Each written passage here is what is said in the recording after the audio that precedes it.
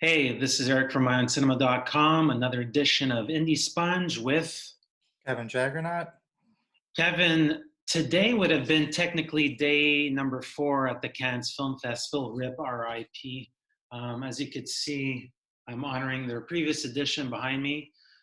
News at the onset of this week, late last week, we had City go into what he's calling a Cannes Hors les Murs Festival edition, which is called Beyond the Walls. So yeah, it looks like Cannes 2020 is officially canceled, but they're thinking of pairing up with several film festivals. So let's first dig into what that means for the other film festivals, not only what it means for Cannes. Sure. I think the Cannes Film Festival is it kicks off the whole season. So I think this is really good news for the other festivals that they'll collaborate with because it, selections that can usually follow into particularly into Toronto and New York and Venice a little bit. So it'll be nice to see that kind of like familiar sort of passing the torch, if you will, to sort of give these films the momentum they would have normally had in a regular year. So the day before that City interview dropped, Saeed Ben Said actually dropped some news of his own, saying that Paul Verhoeven's next feature would be pushed back to 2021. And so this sort of like gave us a sense that, okay, some titles will not be identified. They will indeed be pushed to 2021. And they would have been selections for this year's Cannes if you were there as we speak. So let's first talk about the commotion around that. I read in a separate article that they're talking about putting that stamp on about 50 titles. Wes Anderson was included in that. So yeah, talk about that headache or that pivot for 2021 titles and not wanting to identify themselves. Um, uh, it's an interesting thing, and I think we talked about this previously, where a lot of these films that were going to be in the Cannes selection for at the festival this year, had it happened, um, the the reason they kind of like the reason why Verhoeven's Benedetta and Nadav Lapid's new film and Bruno Dumont's new film are being held back is if they don't have a place in the theatrical calendar anymore to debut, the benefit of sort of like a Cannes selection stamp and a sort of virtual premiere is lost. Like they don't have that momentum to drive their theatrical release. Or in the case of Paul Verhoeven, his kind of movies, they need that buzz of the Palais. Um, they need that sort of like reaction and argument and debate between the press about what it is and what it means and what's controversial. So I understand I think we're going to see a lot of films follow that lead and sort of wait and try and get into the Cannes lineup next year. Well, let's talk about what films we might expect to get the Cannes 2020 stamp of approval. What do you see as the films um, that might get Thierry's tip of the hat for this year?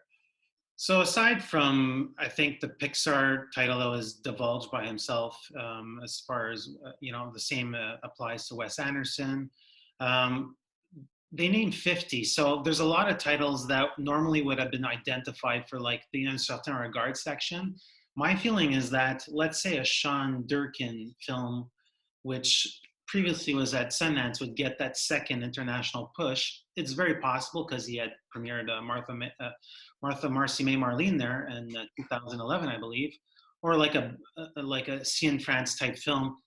Things that would have had an international premiere could be part of that label. I'm also thinking that it's easy to give that label to films that don't necessitate that that critic approved crowd. So Nanni Moretti from Italy has his film, but then we have a Tai Joe, and we had Hanson Love, who had Bergman's Island that was stamped for a summer release. Now that's been pushed back. Um, will they wait for Berlin? I think that they might actually do the same and wait it out for 2021.